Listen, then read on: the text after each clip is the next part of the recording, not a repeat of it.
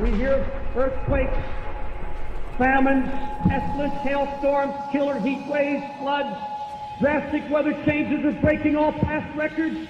It looks like nature's out of control, but God's word has clearly predicted it would happen.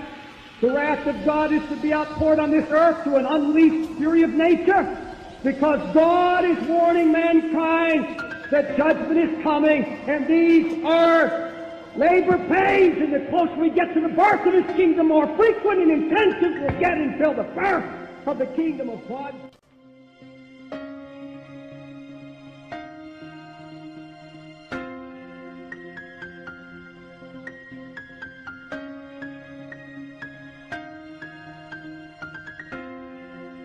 A wave of small sea creatures that washed on shore, and everybody is talking about them at local beaches today.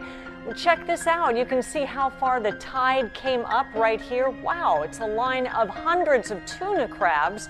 10 News reporter Hannah Mullins gives us a close-up look. They're not just washing up here in Ocean Beach.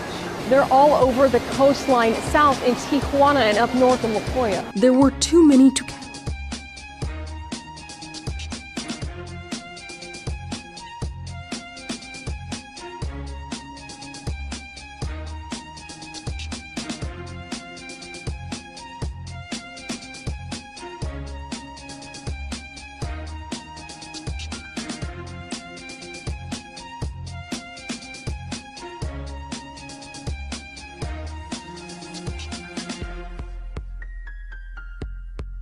About a close call involving American and Russian military planes. Tonight we are learning there were 2 Russian jets involved. The encounter with one described as unsafely close.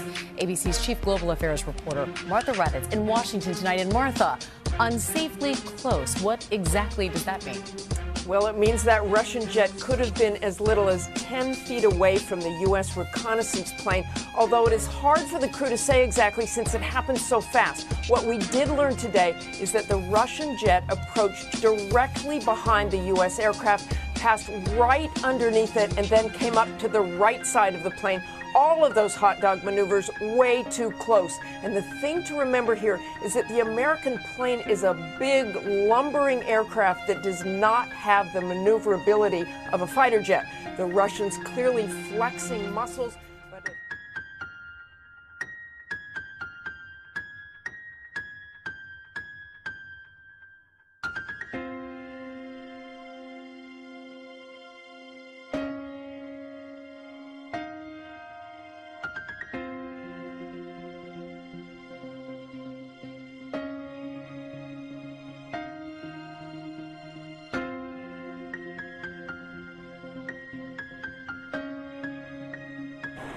Tonight, a worrisome and potentially fatal threat to beachgoers is back.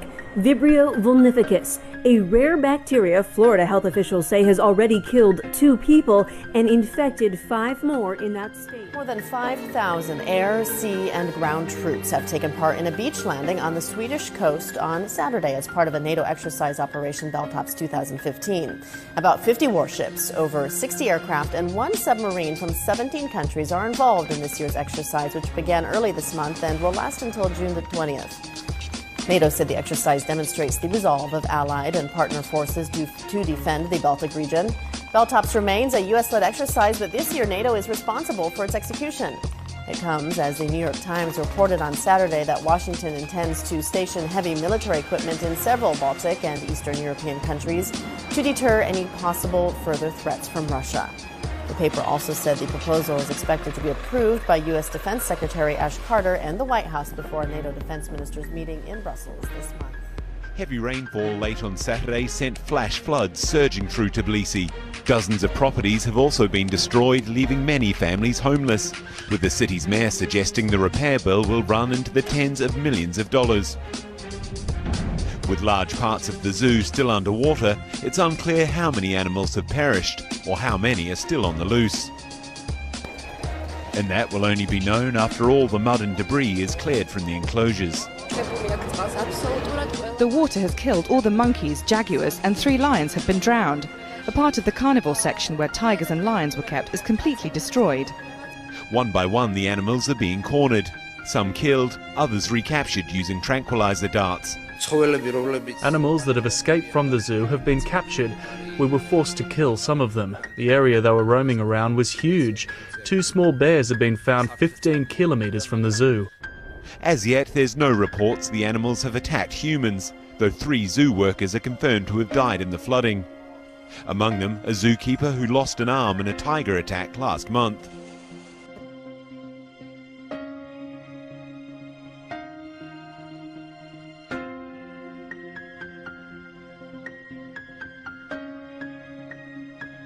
Mount Sinabung has erupted again, forcing 2,700 people to evacuate their homes.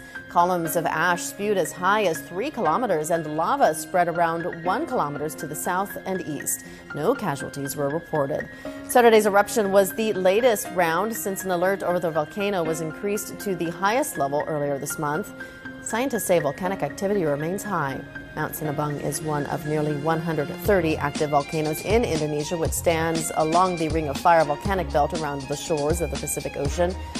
Over tens of thousands of residents were evacuated in its last deadly eruption in February 2014, which killed 11 people.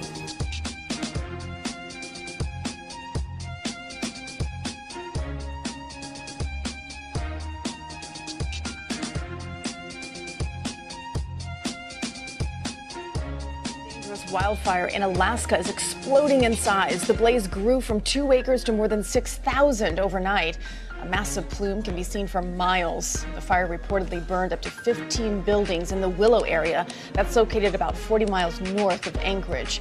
More than 2,000 people are under evacuation advisories, and officials say the fire was sparked by humans. From San Diego to San Francisco, creatures from the sea are swarming ashore, prompted by warmer than usual Pacific waters. Large numbers of large and creepy-looking slugs are showing up on Bay Area beaches.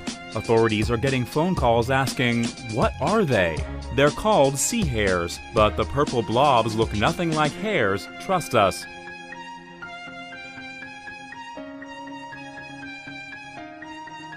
There are heavy clouds surrounding Mount Asama, but they have observed ash in the area. The agency officials have found a small amount of ash 4 kilometers north of the mountain. The more than 2,500-meter high volcano straddles Nagano and Gunma prefectures. Officials detected an increase of shallow quakes in late April. They recorded nearly 90 tremors on June 7th. They estimate 1,700 tons of the volcanic gas sulfur dioxide was released on June 11th. That's around 20 times more compared to surveys in May. The agency raised its alert level to 2 on a scale of 5 last week. Mount Asama last erupted in May.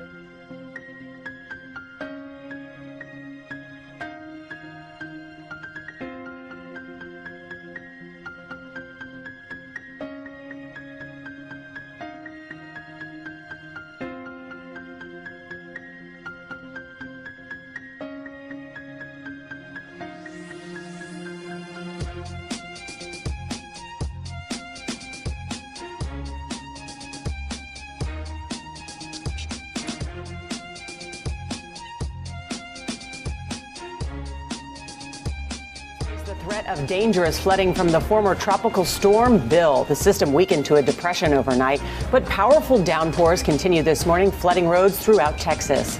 Some areas of the country could see up to a foot of rain from this storm. This morning, flash flood watches stretch from Texas to Illinois as Bill heads north. The storm didn't relent overnight. It took aim at Sealy, where cars struggled to make their way through the newly submerged roads. Rough waters continued to lash the seawall of the Galveston shoreline, water filling the island streets. Tropical Storm Bill arrived on Monday with 60-mile-per-hour wind gusts whipping palm trees. Headlights poked through the nearly blinding rain.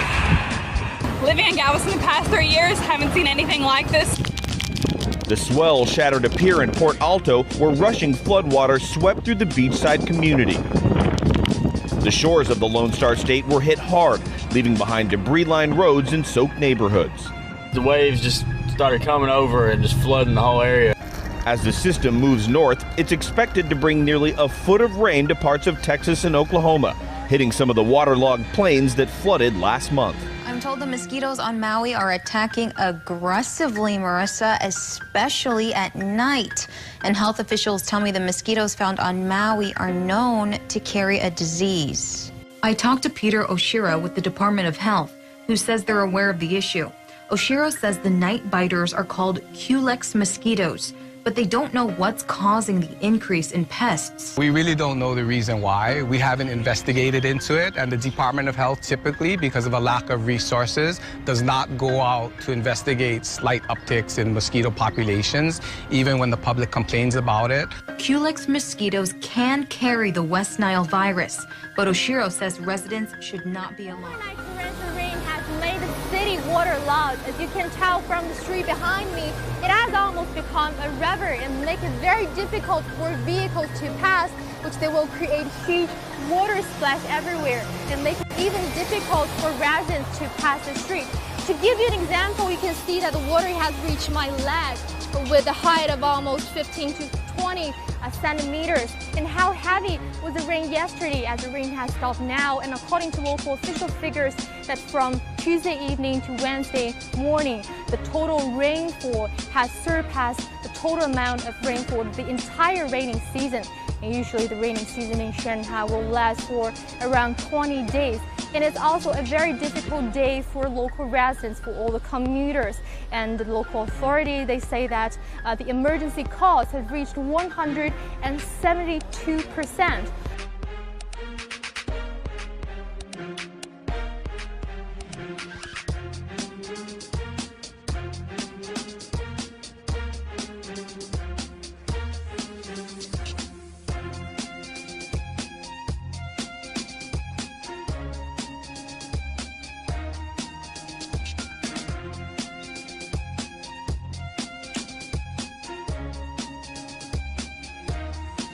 Of Californians could run dry within the next few days. New statewide restrictions may cut off water supplies in response to the historic drought.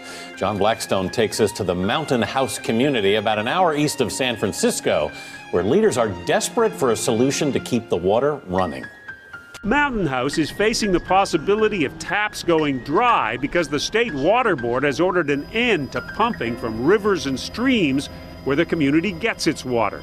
We have to cease and desist and shut down our water diversion entirely, no exceptions. Ed Pattison, general manager of Mountain House, has spent the week searching for a way to keep the taps running. So we're out on the open market looking for water to provide an alternative water supply to get us through the remainder of the year. You're looking for extra water in California right now. There isn't any extra water in California. Well, we're in a fourth year of a drought, and there's a lot of people out there looking for water. But he, too, is praying for rain. If we don't get it, the reality is next year, I've heard the state will be going off the cliff. While the heavy rains and winds caused the roof of an Orange County home to simply collapse. Right, that's exactly what residents here in Castleberry are dealing with tonight. Take a look here. This is a section of a roof that was literally picked up, flung through the air hundreds of yards from the back of the house to the front and landed right on this car. Not only that, the winds were so strong here that the winds picked an entire mango tree, and that's just the beginning. Division, we had lots of lightning, lots of rain. Ended up going to the bathroom, the way they say to go. I went and hid in the bathroom for a little bit, and then it was like, it only lasted a minute or two. Just enough time to do all of this. Roofs ripped off of homes, trees skinned to the core. Said it was like a dinosaur coming across the street. Lori Knutsen's two neighbors escaped from their Jeep just in time as this tree came tumbling down. It was so loud outside, you can't even capture that. I mean, it's insane. It just turned. It was like hurricane. Just shock. And this is the shock Bonnie Stoss is dealing with just 2 weeks after moving in. This came rushing through and it just tore this off and then landed up out front. Landing on top of her car. Most of the heavy damage happened within miles of each other in Castleberry. The storm seemed to hit some and spare others. We got no damage. We're blessed. Now some sit without power. At one point, nearly 800 residents cleanup is expected to take days, for some, even weeks. And now we just have this. A massive avalanche of ash from Mount Sinabung sweeps down across the landscape. It's just the latest threatening sign from the Indonesian volcano, as experts fear the mountain is on the verge of another major eruption. They placed the volcano on the highest alert status earlier this month and have asked nearby residents to evacuate. Some 3,000 have had to leave their homes in the past week. Our worry is that Sinabung remains very active and the hot ash still threatens the neighboring areas. After lying dormant for centuries, the volcano on the island of Sumatra has become increasingly active in recent years. Several times in the past week, it sent clouds of ash up to 2.5 kilometers into the sky. So far, no one has been hurt in these latest rumblings from the volcano. But 15 people were killed in February of last year in another powerful eruption. Since then, tens of thousands of people have left the area, hoping to avoid Mount Sinabung. Right, people out of the rivers are finding dozens of dead fish in the water or along the shore of the Willamette and Clackamas rivers. We wanted to find out what is going on and whether it will affect the entire salmon run. So our Lisa Balick is along the Willamette River and joins us live. Lisa, is this a really big concern right now? Very much so for people who fish, and it could grow even larger if it's a long, hot, dry summer. Is this something that you normally would see this time of year? I've never seen it like that before. I mean, I don't know that it doesn't happen, but I've never seen it. Dozens of dead spring Chinook salmon, either floating in or along the banks of the Clackamas and Willamette rivers. With little snow this winter, the runoff is about over before summer even starts. River levels are far below normal. That means the water temperature is 5 to 10 degrees warmer than usual. A killer for some of the spring Chinook. 5 western states up in flames. The nearly 59,000 acres burning is being tracked by NASA. Families have watched 37 homes burn in Alaska. Leave the line, Jay. Let's get out of here. National Guard Blackhawks, the only thing able to reach some of the 6 fires burning in the wilderness of the last frontier. The governor declaring a state disaster. The lake fire in California's San Bernardino National Forest scorching 13,000 acres. More than 20 hotshot crews are now battling this fire, some deep in the wilderness, others working on a controlled burn. You can see all the spot fires they've set to help eat up that fuel before it reaches the road. That road held and kept the city of Big Bear safe, but with containment levels at just 10%, more crews are being added. This is just one of several fires burning in drought-stricken California. Smoke seen hovering south over San Diego as well. Firefights this early in the season is concerning for troops. The days are long and hot and far from over.